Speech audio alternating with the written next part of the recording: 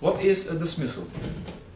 A dismissal is a decision of the public prosecutor's office not to prosecute a criminal act based on the so-called prosecutorial discretion. The public prosecutor's office can decide, for many reasons, not to proceed with the prosecution.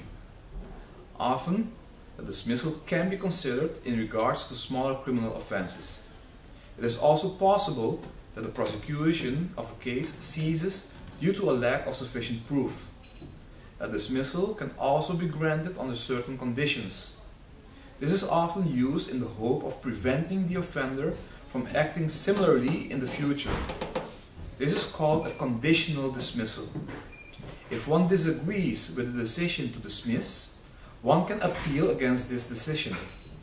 On Curaçao, it is arranged in Article 15 of the Code of Criminal Procedures. In this case, a complaint can be submitted to the Joint Court of Justice, and if the court declares the complaint founded, the public prosecutor's office will nonetheless have to proceed with the prosecution.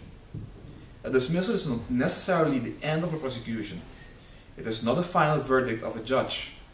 The public prosecutor's office can nonetheless decide to proceed with prosecution insofar criminal proceedings are admissible.